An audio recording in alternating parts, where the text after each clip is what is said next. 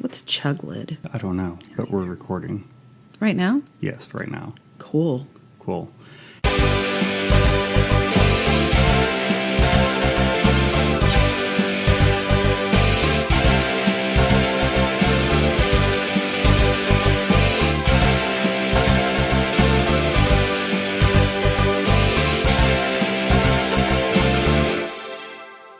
Hello and welcome to Muncie, Indiana, the home of Ball State University, the Bob Ross Show, and Schweet Shiznitz, your 80s movie review podcast. I am your host, Jason White, and I am here with my co-host, the lovely and beautiful... You forgot about Garfield. What about Garfield and Odie? This is also the home of Garfield, or at least very near the home. I think Garfield lives in Eaton. But you act like he's nothing. I mean, he's all around here. He is something, and he was voiced by one of the stars of this week's movie in the live-action movie, Garfield, and its sequel. Great. So... I'm Krista White, in case you wanted to know. Yes, I was going to say, you never said who you were. Our co-host, who you are. Krista White. Who you were. Who you still are. You haven't stopped being Krista White. Who you were. So this is normally the point in the show where we stop and we read 5-star reviews. We have a 5-star review this week. I'm shopping on Target.com. And some of us are shopping on Target.com, apparently for water bottles and pants for our child. No, not pants. A panel for the air conditioning unit so that your husky stops peeing on it. Yes. So you may get some background noise today. We do not have a dog sitter for this episode. So if you hear any clickety-clacks, that would be courtesy of our 2 dogs and the dog we are dog sitting for. Or I need clinkety-clink-clinks. Yes, the variety of dog noises. Ruff, ruff. We do have one 5-star review this week. A new one. So it is from Daybreaker4815. Hey, Daybreaker. Nice to hear from you. We don't know who you are because Daybreaker could be about anybody, but we do appreciate you giving us a 5-star review. Would you like to read the review, Krista? Sure, why not? Daybreaker says, "Love this show and your discussions. The humor is great and I'm a huge fan of all things 80s. Keep up the great work. I will definitely be subscribing to your show." Well, that... Okay. Is Schweet. That was awesome. Thank you very much. And I have all kinds of things on the table that's underneath my business. If you would like to help support our show, we would love to have you. You can support us. We are completely listener supported. If you do so, you will get access to bonus content. You will get gifts from us. You will get mentioned on the air and all sorts of wonderful things. But most of all, you'll just help us to create a better podcast. Does anybody want to come over and give me a pedicure and paint my toenails? I don't think they can do that through Patreon. No, they could just come and do that. I have new polish and I need my toenails painted. And they're hard to reach because they're at the far opposite end of your body. Well, you know, it's not as easy since, you know, my one knee had a partial replacement. It works better. It doesn't hurt as bad.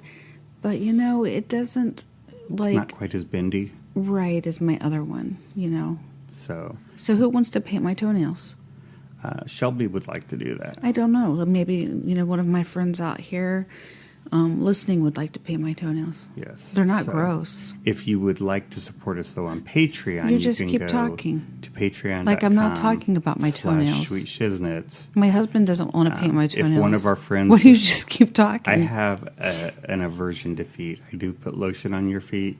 I have gotten past that. Your toenails are weird. My toenail. We had this discussion already last week. Did we last week? Yes, about the Nescafe. And you thought that it was Sanka, and we discussed whether or not Sanka was instant coffee. So we like to talk about toenails then. Apparently, I don't like to talk about toenails. I just have all this pretty glitter polish that I got from Five Below. And I'd like to have my toenails painted. Everything is $5 or less. Right. I just need my toenails painted. So, yes, apparently my wife and co-host needs her toenails painted. She can paint her own fingernails. She's good there, though she doesn't have those painted either. Nah, that's my hands. It just comes right off. Too much maintenance. It just comes off. I guess we can move on from my toes. So we did watch a movie this week. It is a huge movie full of lots of stars. And It is a gut the buster. skies were empty when this movie was made because Hey, I'm all the talking. stars were Listen. in this movie. Listen, it's a gut buster. It is a gut buster if the guts were on ghosts, because we watched the 1984 hit Ghostbusters.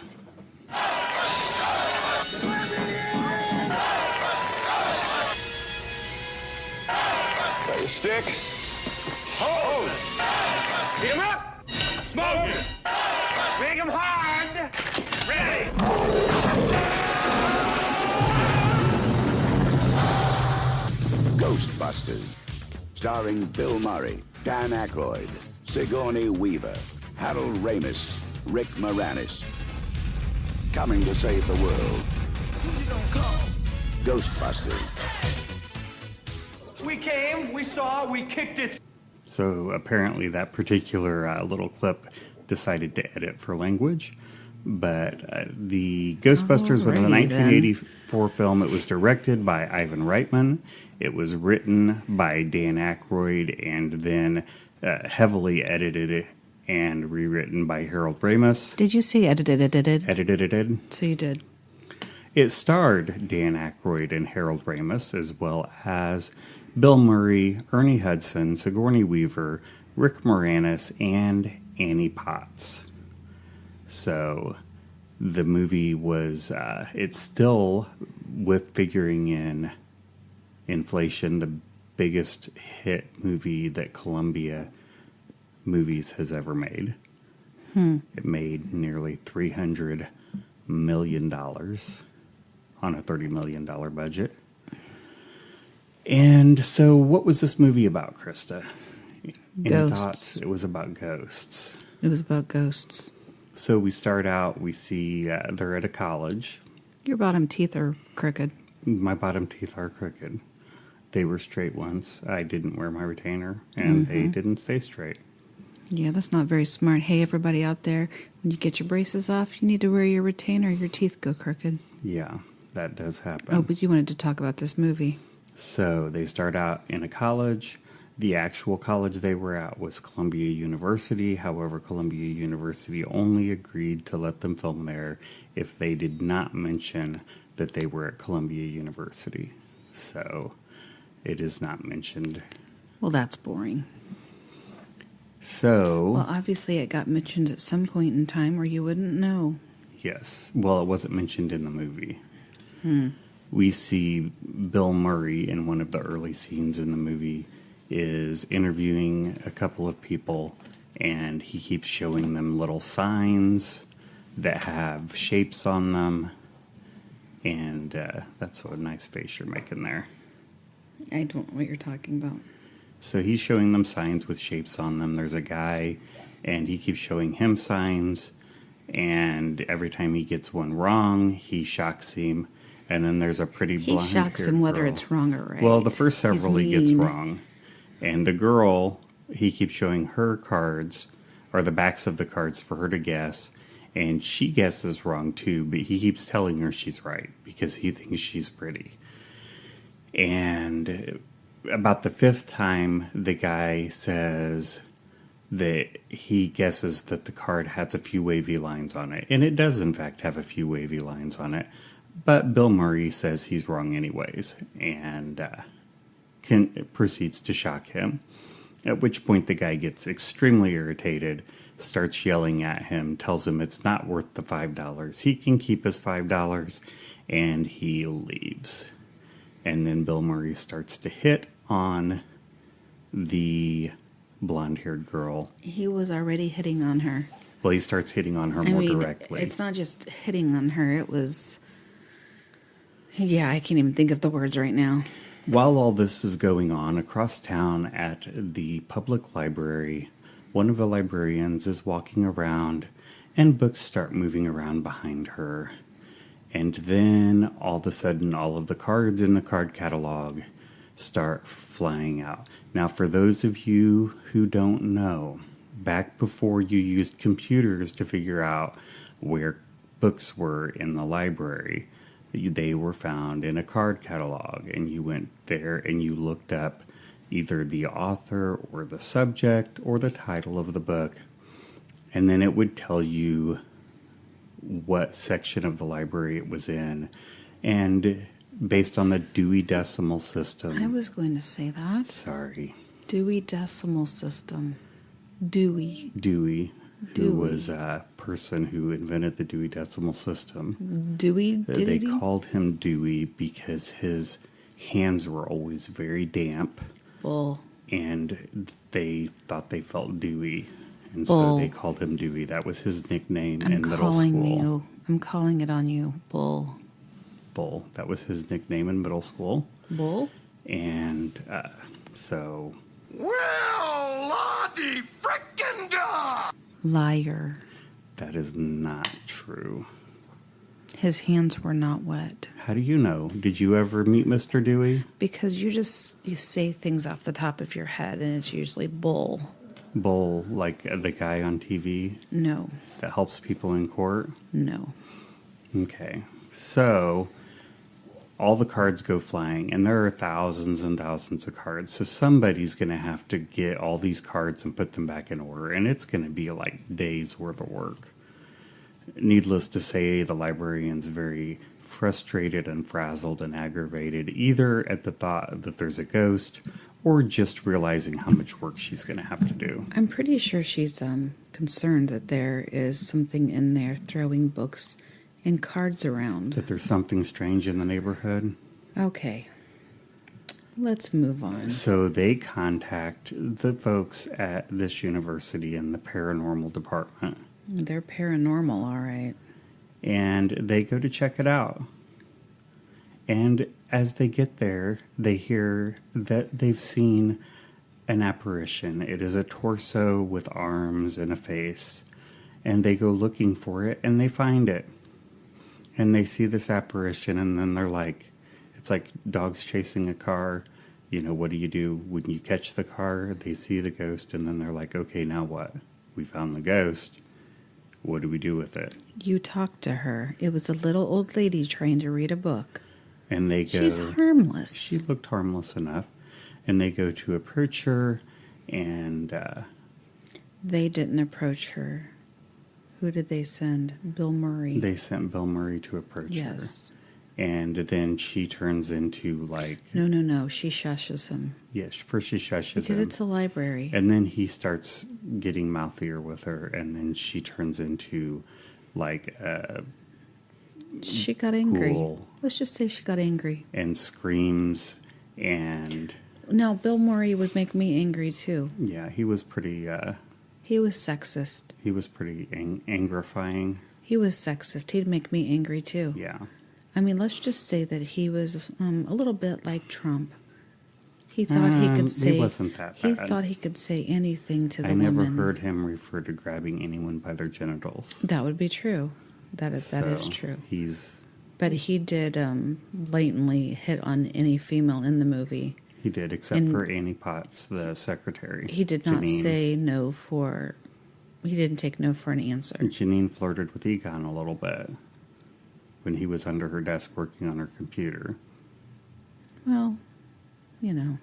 But he seemed kind of oblivious to it. Well, you know. So, yes, she gets a little angry because Bill Murray won't just shut up. I understand. So they are going around the library. Running from her? Running from her. What you mean and they run out of the library. They go back to the university to kind of regroup. And then they find out that the university has canceled their program. That they are no longer... Did you know, though, that while they were in the library, one of the shelves fell over, and that wasn't part of the movie? It was not part of the script. Right. And they went ahead and filmed it because it worked into it. Yes, and one of them had a comment when the shelf fell over. And what was that? Let's see here. Apparently you don't know. I don't remember. I think he said, crud muffins. No. Oh, he said, does that happen to you every day? And he said no. And Well, that was just, so. wasn't that But the that line was great. obviously ad-libbed because the shelf was not supposed to fall. Mm-hmm. And it did. It's, you know. So, which is fortunate that it didn't fall a moment earlier because they would have been standing right in front of the shelf. Well, if it would have fallen on Bill Murray, it would have been all right. Well, I mean, he made a lot of good movies after that, so. Yeah. I like Scrooged. Give and take some. I mean, most of them he plays a similar character. He doesn't usually play the most likable guy in the movie. That's true. And he just gets uglier and uglier. Yeah, he's not a handsome man. He wasn't a handsome man then. So, they leave. They go back and find out that they're being kicked out of the school. Shut down, no more funding, nothing. And they're going to have to go out and work on their own. Yes. And They're going to have to go sell Girl Scout cookies door to door to make it work. something like that. So they find, they are looking for a building. They find what looks like an old fire station. I'm pretty sure it was. And it looks like it should be condemned. And the only thing that sold them on it was that the fireman's pole. And it still really worked. only sold Ray, who was played by Dan Akroyd. The other two Right. guys did not seem that interested. Egon and Vinkman were not particularly interested. The pole worked. But Dan Akroyd slides down the pole and goes, "The fireman's poles works. We have to get this place." And then they get it. And they decide to fix it up. Dan Akroyd, Ray, once again shows up with a hearse that he is going to fix up for their car. He goes through a list of things that are wrong with it, which is significantly more than the value of the car. But he's already bought it, so... Yeah, for like $4,500. Right, which in It was a lot 1984 of money money. is quite a bit of money. I'm going to be honest, that's quite a bit of money for me Yeah. right now. So he buys the car, which ends up becoming Ecto 1. And they go into business. Shortly thereafter, they're hired by a hotel who apparently is being visited by some spirits in their ballroom. That's where I would go if I was a spirit. So they go to the ballroom. By this point, they have developed proton packs, which are nuclear powered. So I don't know where they came up with the money for nuclear powered proton packs, They didn't tell us. but they have. And they have a trap for ghosts. And they have traps that they can catch ghosts and put them in. And so they get in there and they find the ghost who is not named in the movie, but if you watch the 1986 cartoon, The Real Ghostbusters, he's a regular character on the name's cartoon, Slimer. and his name is Slimer. Hey guys, I'm hungry. That's I had a cool, salad for cool lunch. story. And A, I didn't finish my salad. And B, you know, salads don't always stay with you. We went to Moe's Southwestern Grill, and it was, Excellent! Oh my. but her salad left her feeling a little. No, I didn't feel that way after. I'm just hungry now. But that was lunch. And it is past lunch now. That's true. It's actually past dinner. So, So, can someone order some delivery for me? yeah, if someone wants to go on to Grubhub and order us something and send it here, unfortunately, this won't be released until No. probably after we've eaten. I would just have them order some Pizza King, but you know, again. But hey, if you hear this and still want to order us some Pizza King and send it to us, we'll still eat it, even if it's Okay. tomorrow or the next day. So, they go in and they kick everybody out of the ballroom and they lock the doors. And Yes. things start getting crazy. So, And they're not very good they're not very good shots. with their Proton lasers. packs. Let's call them lasers. And they are blowing the place up, trying to get this little Slimer dude. And the place has been rented and made up for a very wealthy woman's event. And I don't remember what the event was for. But the manager keeps telling her that it will be ready for her at the time that she has asked for it to be available, and you keep hearing tables being tipped over and china being broken, and things are a mess. Very much of a mess. And so you see the guy outside the door, and he keeps reassuring the guests who are going to be using the ballroom that it'll be ready for them. Did you hear me just say Yes. that? Why are you saying that It's again? absolutely not going to happen. Why'd you say that again? You think they And- couldn't hear me just say that? Right. And he keeps trying to open the door, but the And door it's is not not going to gonna open. No. And finally, he Oh, gets... wait. One of the loudest sounds, though, is when one of them, his laser hits the chandelier, And the chandelier collapses.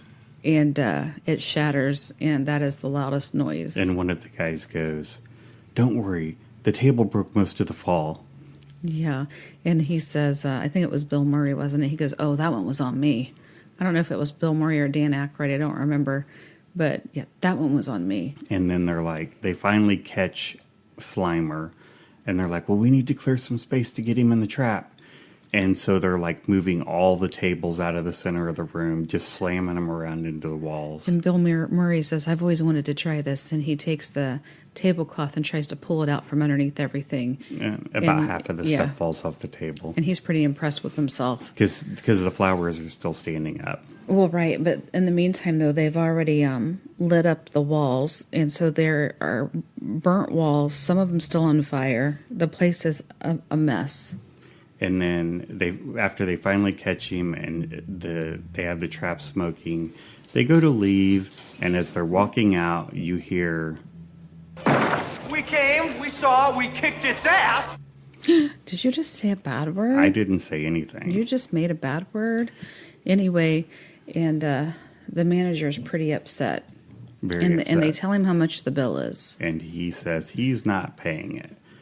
And Bill Murray goes, oh, that's fine. We can just put him back in there. And he goes, no, don't do that. And he goes, oh, okay, so you will be paying the bill then. And they give him a copy of the bill, and he says, yeah, I'll pay it. And I don't know what they say, another happy customer, something to that extent. And then they get another call because, meanwhile, Miss Sigourney Weaver, whose name in the movie is Dana, is having an altogether different experience. She's at her house. She might have had one before this one, but anyway, I don't know. And well, initially she's at her house, and her eggs start making popping noises. And Now, then when you say her eggs, these are a dozen eggs on the counter. oh, see, not these in aren't her ovaries. Oh, good, because, that would be painful. Yeah, that would be kind of one of those.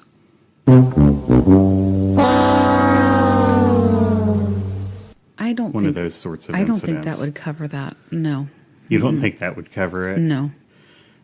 So her eggs start frying on the counter, and then she goes to look in her refrigerator because she's going to put stuff away. Her refrigerator's kind of glowing, and she opens it up, and there's monsters in her refrigerator, and one of them says something about Zool.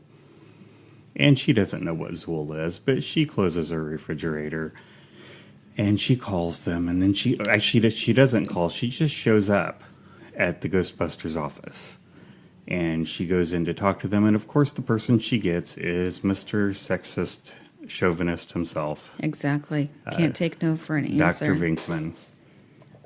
And he's not nearly as interested in helping her with her ghosts as he is with just... Helping himself to her. Yeah. So, but he does go to her house. Of course he does. And she's showing him around the house, and she shows him the different places. She shows him her bedroom, to which she says, That's the bedroom, but nothing ever happened in there. What a crime. Yeah. so. And then they're looking around the house, and she explains to him what is going on and what she saw with the refrigerator. And he says, Generally, you don't see that kind of behavior in a major appliance. but he opens the refrigerator, and nothing happens. Yeah, he does pick up the eggs that have been fried, and they're all rubbery, and he's playing and flipping them around, and she doesn't think he's taking her seriously, and she's getting And he's mad. really not taking her seriously. So he's messing around with everything, and But they do take the case, and he's like, he takes her back to the office, introduces her to the other guys, and he's like, I think the best thing we need to do is I need to just go take her out to dinner so we can have a longer talk about what's going on with her case. Yeah, that's exactly what needs to happen. And later we find out that this particular building has some special features, and that it has been built to summon a particular god. Why am I suddenly forgetting the name of the god? I don't know. I'm guessing you don't remember the name of the god either. Have you met me? Anyways, Zool is the gatekeeper who is supposed to be helping bring this god here, and then there's also a keymaster who has to help the gatekeeper. The keymaster and the gatekeeper are both large dog-like creatures. Or just claymation creatures. Yeah. Because It was 80s Yeah. special effects. I don't know how special they were. They were pretty good effects for the 80s. So, They just don't look that great now. anyways, while they're not there, she has another issue with her refrigerator, and Zool, Gozer is the name of the god. But Do you feel better now? Yes. Zool possesses her. And Actually, what happens is she comes home and sits on her couch and just relaxes and sits back. Now, this is the next day because she knows that I'll just keep calling him Bill Murray.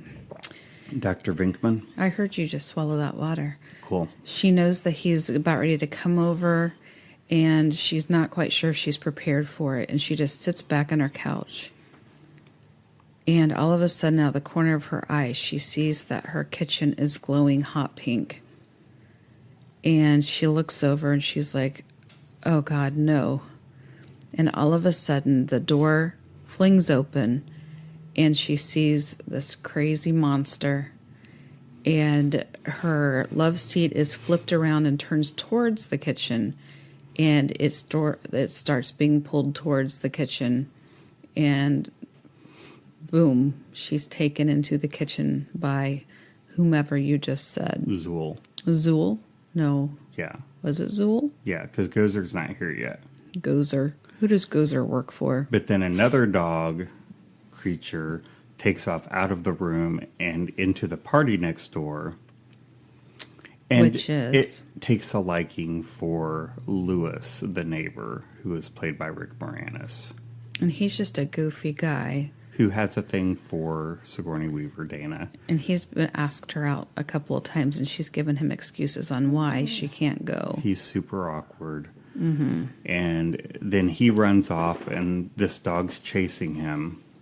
And it chases him all the way to where he gets to this restaurant. And he's like banging on the glass of the restaurant, trying to get people's attention. And nobody's paying attention to him. And then you finally see him turn around and go, good doggy, and then he drops to the ground and gets dragged off. And no one sees the doggy. No. And the next time you see him, he is the keymaster. And he's still kind of goofy, though. Right, but he's just wandering aimlessly and looking for the gatekeeper. Yeah. So I think I was talking about Sigourney Weaver. She is now the keymaster, but she is like turned into this like goddess, this erotic goddess who's like crawling around on her bed. Dr. Vinkman shows up for his date, and She asks him if he is the gate master. yeah, she asks him if he is the keymaster, and he says no. And she Slams the door. And so he knocks again. Right. And she asks him again, and he says, Why, yeah. yes, I am. Yeah.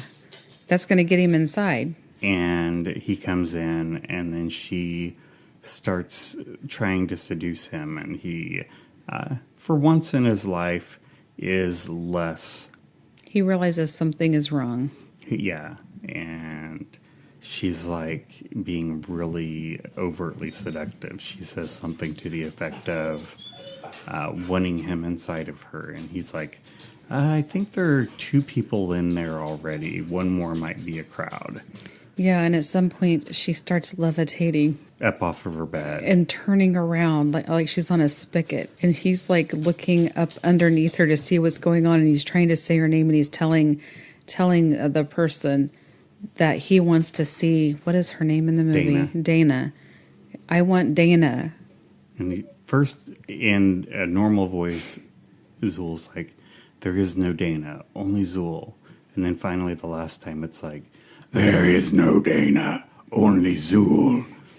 And he, of course, is just saying the most ridiculous, goofy things back. He's not scared, of course. Well, the police, in the meantime, have arrested Rick Moranis and taken him to the Ghostbusters, because they're like, we don't know what to do with this guy. He's loopy. He keeps saying he's the keymaster and talking about Gozer, and he's looking for the gatekeeper. So, of course, they take him to the Ghostbusters. So maybe the Ghostbusters know what to do with him. Ridiculous. So they drop him off. They happen to know who Gozer is, and so they keep him. They call Dr. Vinkman, and they're like, hey, we have this guy, and he says he's the keymaster.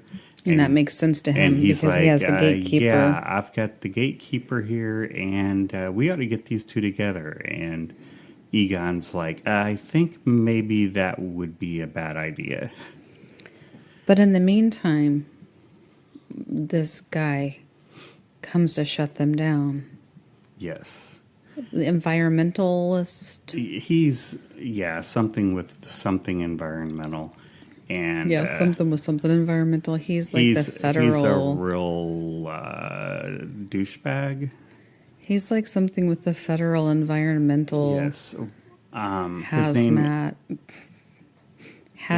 suits. Walter Peck is his name in the movie. They're not calling him Walter Peck. And so he comes in to shut them down, and he's like, we need to shut the power off. And they're like, you don't understand. If you shut the power off, then all the containment systems will shut off, and all the spirits that we've contained will be set free in New York. And they don't believe do not want that. And he doesn't believe them that this is real. He thinks that everything they've done is just a play and a ploy to get attention. What do they call him? They don't call him Walter Peck. What do they call him? I don't remember. Prick? I think they call Maybe. him Prick. I mean, the obvious would have referred to, like, Woody Woodpecker, but they didn't go there. So he just keeps going, and he brings the police with him and says he has an order to shut them down, correct? Yes. And the police officer doesn't want to do it. And the guy who is actually like the maintenance worker doesn't really want to do it. No, nobody wants to do it, but this guy is being a prick. Walter Pecker. Mm-hmm. And he convinces them to do it. So they finally flip the switch, and all of the spirits get set free. While all this is going on, Rick Moranis, the keymaster, wanders off and nobody notices. And as they're wandering off, he's heading towards the apartment that happens to house Sigourney Weaver, and they're heading there. He's heading there to meet with her to help find Gozer. To get together. Let's get together. Yeah, yeah, yeah.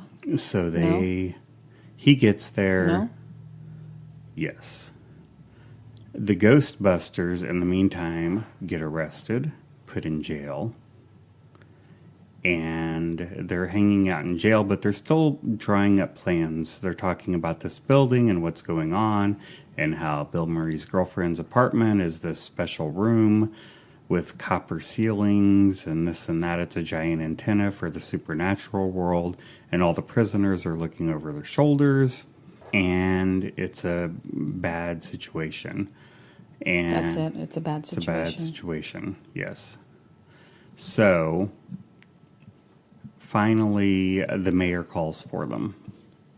And as the mayor calls for them, they go to City Hall, They get there, and Mr. Pecker is there waiting for them. Did you say Mr. Pecker? Yes.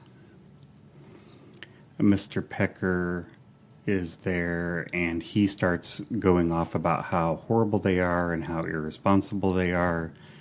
And Dan Akroyd says something to him and refers to him as dickless, at which point he goes off and says something about them doing all this reckless stuff and operating without a license and a permit and this and that. And the mayor goes, "Is what they said true?" To which Bill Murray replies, Yes, it's true. This man has no dick. There you are again. and he did not very much appreciate that. Finally, they're talking, and Bill Murray makes the point that if he puts them back in jail and Mr. Pecker is wrong, then the whole city goes up in flames. If he lets them go and Mr. Pecker is right, the worst that happens is they just arrest them again and put them back in jail. But if Mr. Pecker's wrong, then they save millions of voting New Yorkers, and that will look great for the mayor. But at some point in the meantime, they did let out all the extra hooligans. That had already happened. You didn't say that. I did. I said when they were in the basement, that was before they got arrested. I didn't hear you say that because That's then our because you were dogs looking started, at stuff on your phone. Our dogs started going crazy. I don't think you said We that. started getting a bunch of messages on Facebook Messenger because we got added to a group. No, I don't think that's what happened. I didn't hear you say that because I think that's when our dogs started going crazy. So apparently Tracy's running in a race, and everybody's excited about it. So, Well, she must have like ghosts chasing after her or something, you know. so it's on a Sunday in Philadelphia.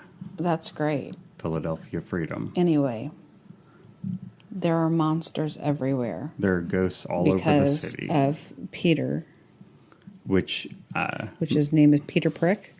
Mr. Pecker, Peter it's Pecker. Walter Pecker. Peter Pecker picked a pick a pick a pick. Never mind, I'm already Picked a gone. peck of pickled peppers. Already gone. You think you're something with that, don't you? And so, yeah, Mr. Pecker is Your mom's going to be very disappointed in you, mister. going on. And the mayor's like, no, someone shut him up and take him away. And they start to drag him off, and he's like, "You've not heard the last from me." And I would have gotten away with it if it wasn't for you and... Go ahead. If it wasn't for you and those what are they, kids? pesky teenagers. I don't know. It's been too long since I've watched Scooby-Doo. So they get their gear back and they go to the building. And by the time they get there, Gozer has already been set free and is on top of the building. And Gozer looks like some kind of female not Billy Idol. Yeah, kind of. Not so much Billy Idol as David Bowie. Okay. Somewhere around there. And Scary nonetheless. yeah. And kind of new age punk rocky sort of a look. Rocky? Punk Like Rocky Balboa? No. Like rock and roll, but punk rock and roll. Okay. New age punk rock and roll. With red eyes. Well, not initially. The eyes turn red. That it doesn't matter. They're red. And so first they go up there and they're like, we can take this chick. And they start to shoot at... Well, first they send Dan Akroyd to talk to her. And she zaps them all and almost blows them off the building. They manage to not fall off the building. And as they're not falling off the building and dying, they decide they're going to come after her again, and they all shoot at her, and she jumps and lands behind them, and they all turn around and try to shoot at her again, and she disappears. And then they can't find her, and there's the immortal scene where she says, for them to choose their destruction. And then they're like, what do you mean by that? That doesn't even make sense. And she's like, whatever you imagine, that is the form your destruction will take. And they're all like, but don't imagine anything. Don't think of anything. Clear your minds. And then she's like, your destruction has been chosen. And they're all like, what happened? I didn't think of anything. Did you think of anything? No, I didn't think of anything. And the only person who doesn't say they didn't think of anything is Ray. Dan Akroyd. And they say, Bill Murray looks at him and says the line that I say to our son. He says, what did you do, Ray? You were saying? And He says, I tried to think of the most harmless thing possible, and then you see the Stay Puft Marshmallow Man coming around the corner. He says, see, he couldn't hurt a fly. And yeah, the Stay Puft Marshmallow Man starts Getting stomping through angry. the town and knocking buildings over. And then they're like, there's one way we can stop him. And they're like, well, what's that? We need to cross the beams. Well, earlier in the movie, they had talked about what would happen if they crossed the beams, that it would basically make the end of the universe. And he's like, well, you said we can't cross the beams, that would be horrible. Well, it just might work. There's a small chance that we'd survive. Well, the other option is to stay there and be destroyed by the Stay Puft Marshmallow Man, so I guess... Have I mentioned that I'm hungry? Yes. All right, just checking. So they decide to cross the beams, and as opposed to in the movie with Jason Bateman and Ryan Reynolds, where they crossed streams at the fountain and switched bodies. That's not what we're talking about, see. These guys crossed beams and created some sort of vortex that sucked the Stay Puft Marshmallow Man in. He exploded. And I yelled, everybody get graham crackers and chocolate bars. We're going to have Yes. s'mores. And then you see Mr. Pecker standing there in a big, massive glob. Did you just say mamass? A massive glob of marshmallow, which was actually shaving cream. You're ruining fell this on for me. him. You're ruining it. We're supposed to have s'mores. It was, according to some stuff I read, 50 gallons of shaving cream were dumped on him. They should have grabbed a razor and gone to town. Yeah.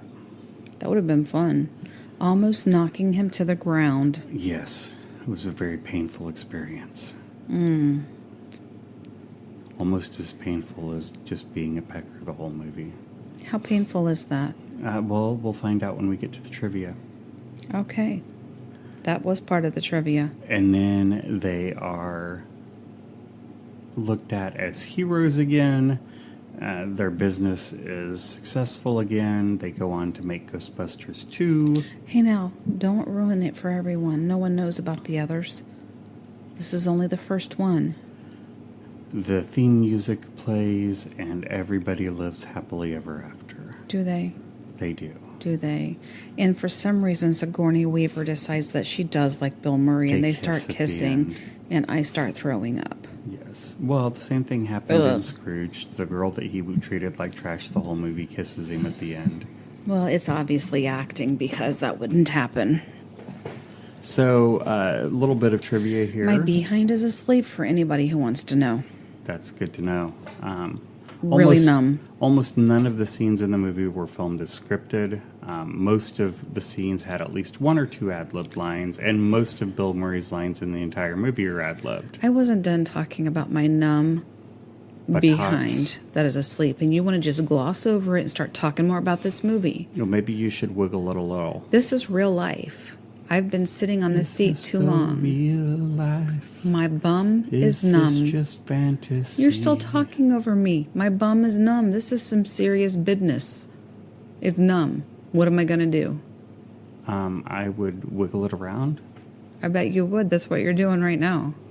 No one can see you but me. Sorry. Yeah, you're sorry.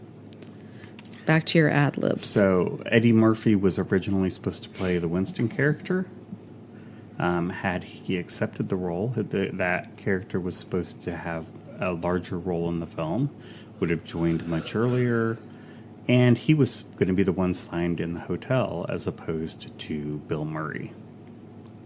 Great. When Murphy declined the role, the script was rewritten to have Winston appear about halfway through the movie. In the middle of the film's initial release, to keep interest going, Ivan Reitman had a trailer run, which was basically the commercial. If you remember, during the movie, they had a commercial for the Ghostbusters where they were advertising their services and had a 555 number on the screen that you could call. They replaced it with a working 800 number that people could actually call. Did they deliver food? Because I'm hungry. No, but they had a message, I'm an trying. outgoing message with Bill Murray and Dan Akroyd saying something like, "Hi, we're catching our ghosts right now." They got 1,000 calls per hour, 24 hours a day for 6 weeks while that was running. Hey, did you know that marshmallow goo was actually shaving cream? Yes. And more than 50 gallons was dumped on Walter Peck. You like that? Walter Yes. Peck? William Atherton, almost knocking him to the ground. Is that interesting or what? Yes, and actually, William Atherton, according to the DV commentary, complained that the movie ruined his life because the character of Walter Pecker was so hated that people would talk to him as if they were giving the character, Pecker, a piece of their mind. Apparently, on more than one occasion, physical fights had been started with Atherton in bars. Well, I'll be a monkey's uncle. So when you play a giant douchebag, sometimes people think you actually are a giant douchebag. Originally, the movie was supposed to have John Belushi, Dan Akroyd, and Eddie Murphy in it. Okay, this is why they brought in, just so you know, Do I need to know? yeah, this is why they had to have the movie rewritten. Because originally, with the John Belushi, Dan Akroyd, and Eddie Murphy movie, it was set in the future. They were supposed to fight ghosts in SWAT suits using wands instead of guns. The ghost Slimer was known as Onion Head. Ew. The Ghostbusters were supposed to have businesses all over the United States. John Candy was originally supposed to play Louis Tully, the Rick Moranis character. When John Belushi died, some other actors backed out, and the script was rewritten. Well, did you know that the music video for the song Ghostbusters by Ray Parker Jr., directed by Ivan Reitman, featured numerous celebrities who did not appear in the film? They included Chevy Chase, Irene Cara, John Candy, Melissa Gilbert, Ollie E. Laura Brown. Ingalls Wilder. Excuse me. Melissa Gilbert was Laura Ingalls I Wilder. know, but I'm talking now, okay? Just try to look pretty. Ollie E. Brown, Jeffrey Tambor. He's Pop on Arrested Development. I'm going to pop you in just a minute.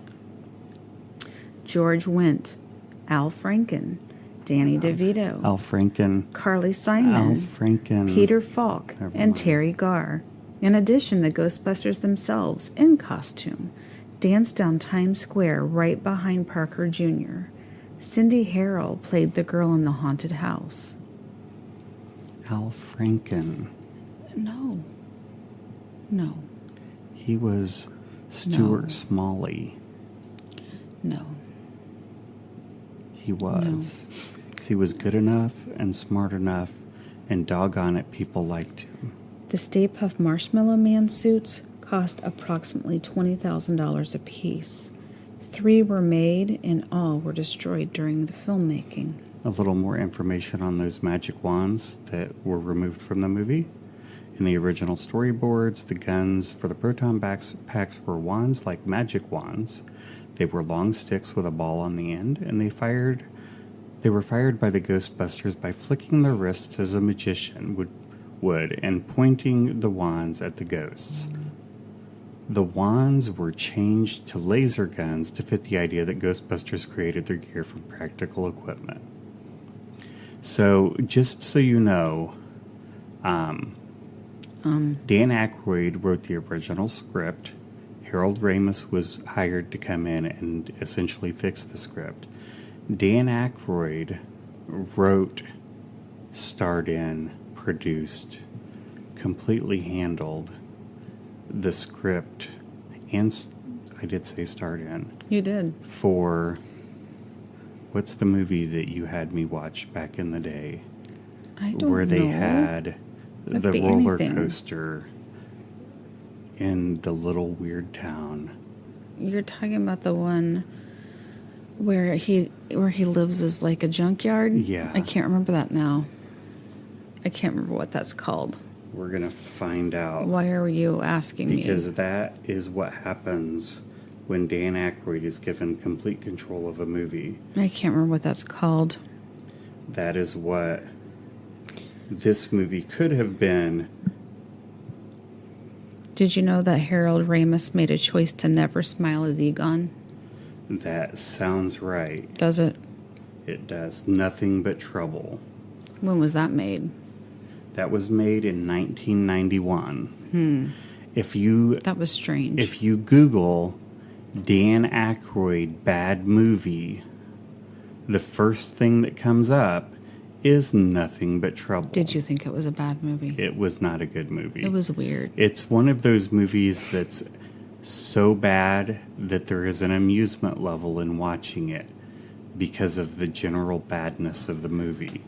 What was your favorite scene, Jason? Well, favorite scenes. I mean, this is a classic movie. There are a lot of favorite scenes. All of the scenes with Rick Moranis as the key master are pretty funny. Rick Moranis is pretty classic in this movie. He is like the sixth person on the billing because he's like not by far the star of the movie. Despite the fact that you find Bill Murray reprehensible in this movie, his lines kind of make the movie. So, like the scene in the sheriff's office where he references the lack of genitalia on Mr. Pecker is pretty funny. You do know that's not his name, right? That's his name to me. The scene where Dan Akroyd or Ray accidentally brings forth the Stay Puft Marshmallow Man. Yeah. That's pretty funny. How about you? I like the Stay Puft Marshmallow Man. Just in general? I mean, it's pretty funny. Pretty classic villain. I mean, he looks like he's pretty innocent until he gets mad, and then all of Yeah. a sudden his eyes get a little angry, and yeah, and then he looks like he's ready to eat people. So this movie did have quite a bit of alternate casting. We've touched on a little bit, like oh no, not Christopher Walken. like John Belushi was the original Vinkman.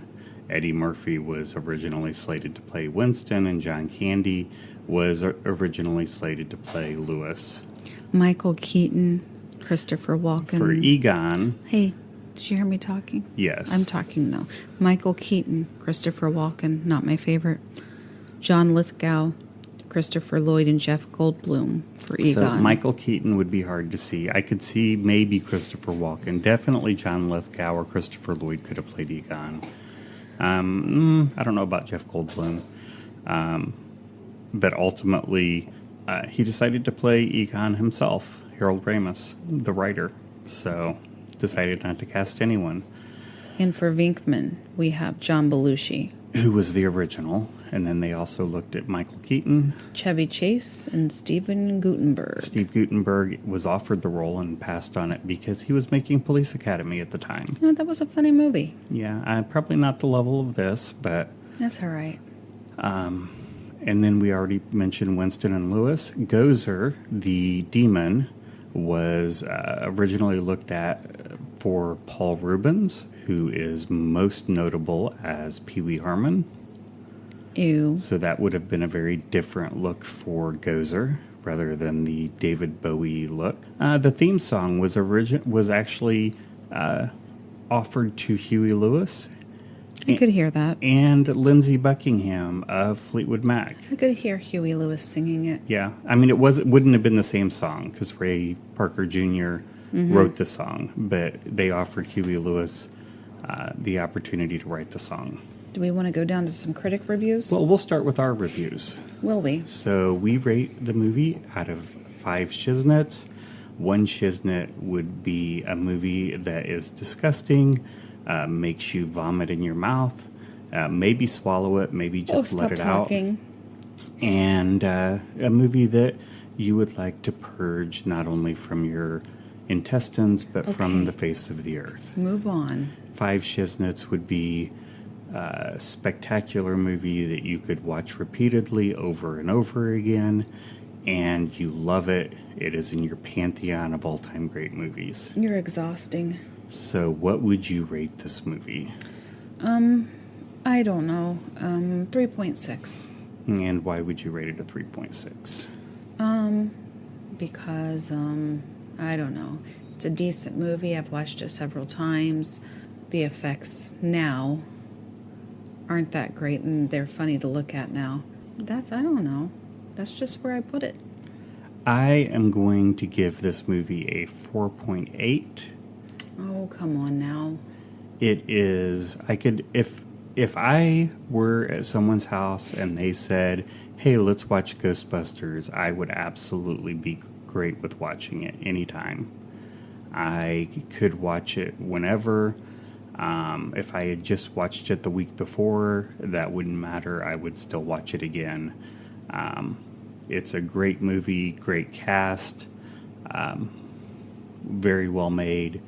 Yeah, the effects were not great. I actually read something that said a lot of the effects and editing weren't complete, but they were so rushed to get it out into theaters that they weren't able to finish editing it. And people loved it so much it didn't matter. I probably I don't remember if it's 2, the one with the Statue of Liberty. Yeah. I probably like better. Which is funny because critically it is considered to be significantly worse than the first one.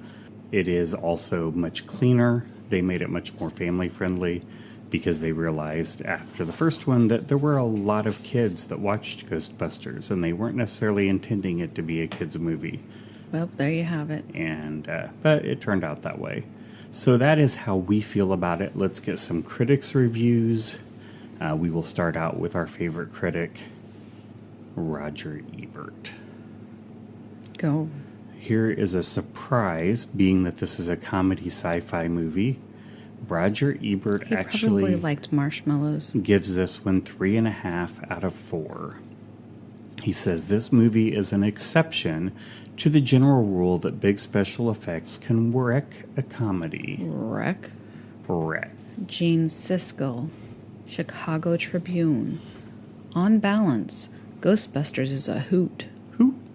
It's Murray's picture, and in a triumph of mind over matter, he blows away the film's boring special effects with his one-liners. So Gene Siskel didn't necessarily like the special effects, much like Krista.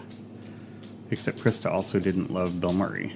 Kathleen Carroll of the New York Daily News gives it 3 out of 4 and says Ghostbusters is primarily a showcase for Murray, who slinks through the movie muttering his lines in his usual cheeky fashion and getting off an occasionally hilarious crack that proves he's thoroughly enjoying himself.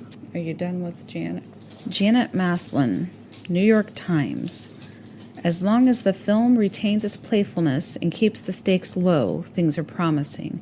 But once the trail leads to the refrigerator of Dana Barrett, Sigourney Weaver, which contains a hellhound and a gleaming apocalyptic vision, generally you don't see this kind of behavior in a major appliance, Dr. Venkman observes. The film gets out of hand. Ivan Reitman, the director, subsequently has to contend with spectacles like a rooftop demonic shrine and a 100-foot marshmallow dressed in a sailor suit, marching up Central Park West. Not surprisingly, with all this going on, there is more attention to special effects than to humor. So Janet was not a big fan of this movie. Not impressed. The movie has a 97% rating on Rotten Tomatoes, so the overwhelming majority of critics liked the movie. Janet was one of the exceptions. And on Amazon, we have RJ Ray, who says it's a solid comic gem, 5 stars. SNL's Bill Murray and Dan Akroyd are the ultimate ghost hunters in the supernatural comedy hit Ghostbusters. After being fired from Columbia University, a parapsychology professors Peter Venkman Murray, Ray Stantz Akroyd, and Egon Spengler, Harold Ramis, open their own ghost extermination business. When an evil being from a spiritual dimension invades New York City, these unlikely heroes use their unique talents and special ghost catching gadgets to save Manhattan from menacing ghosts. Written by stars Dan Akroyd and Harold Ramis, Ghostbusters is a creative mix of witty humor and amusing fantasy. Alrighty. So Ray is a big fan of Ray. So, next one is from, I think, Zio. That's what I would say. Something Strange. Who Are You Gotta Call? Wow, that's a weird title. Yeah, this one is a little hard to read. I'll give you a heads up. Well, it already is. Who Are You Gotta Call? 5 starts. STA. That was my typing. Okay, so that's... Okay, alrighty then. Sweet Baby Jesus. The 80s movie that I always wanted but was too poor to get until now. Absolutely loved the first one. The second was great, but I have to say the first Ghostbusters movie had it all. Such a shame Harold Ramis, Egon, passed away, God bless his soul. Would have loved to see him, Bill Murray, and the gang together for the new Ghostbusters live-action movie. I'm guessing Zio liked it? Yes, and I apparently think so. wanted them in the new movie that's coming out. But that's probably not going to happen. Something Strange. Who Are You Gotta Call? Who are you gotta call? Who Are You Gotta Call? Flognogger, which was my nickname in high school. On top of the 15 other ones. Flognogger's title of the review is Yawn, and Flognogger gives it 2 stars. I'm hungry. I watched this because it had been years since I'd seen it, and I hoped to never see it again. Aww. Great one-liners, but sort of boring by today's standards. Does not hold up to the test of time like some other campy 1980s movies. So Flognogger has apparently lost that loving feeling. Wah, wah, wah, wah. Hey, I did it. Nope, you can't push it. I already did it. You know, sometimes I just want to reach over and punch you.